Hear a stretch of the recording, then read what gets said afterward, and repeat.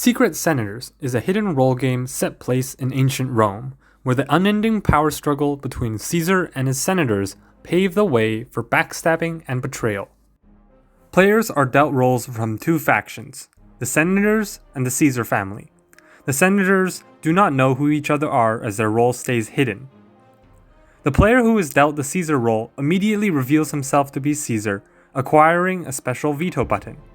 Octavius is a member of the Caesar family and plays a special role in the endgame stage. Caesar does not know who Octavius is. The two parties struggle to obtain the upper hand by passing policies, launching assassinations, and obtaining favor from the population. The senators have to work together to pass policies that allow them to kill Caesar. Caesar needs to trick the senators into passing their policies that allow them to take control of the Senate. The party leader starts with the first senator to the left of Caesar, and is rotated clockwise, denoted by the knife. There are three types of policies: the senator policies, the Caesar policies, and double policies that can benefit both parties. During the policy phase, depending on the influence level of the senators, all senators are dealt two cards that they choose one card to discard and one card to give to the party leader. The party leader then can choose one card to discard and hand the remaining cards to Caesar. Caesar then randomly adds a card to the pile and then picks up the pile to look at the cards. Depending on the influence level, Caesar may draw the top card of the deck and swap it out for another card in his hand. The discussion phase will then begin, where the senators and party leader claim what cards they put in the deck and what cards they believe are in the deck. Caesar will then place the cards in an order and fan out the cards face down in front of them. When the voting phase begins, the party leader may peek at one of the cards in front of Caesar. Only they can see the card, but may share what the card is with the other senators. Starting from the very left, going to the right, each card must be voted on by the senators whether to pass the card or not, based on gathered knowledge from prior claims or probability.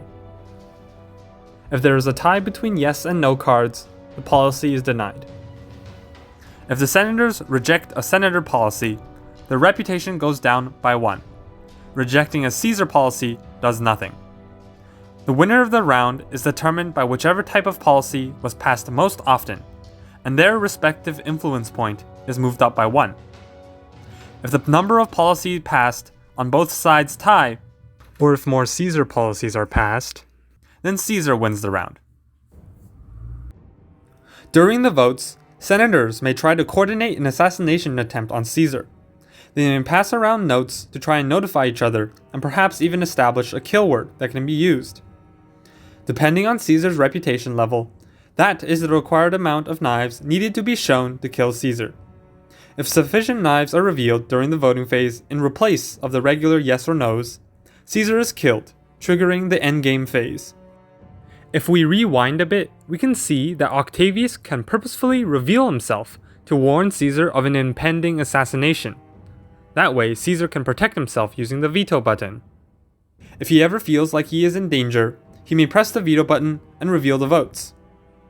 If Caesar can successfully veto an assassination attempt, or not enough knives are revealed to kill Caesar, a failed assassination occurs, and senators lose 2 reputation, while Caesar gains 1. If the senators lose too much reputation, then the people will become outraged, and Caesar will be able to execute 1 senator for each reputation lost.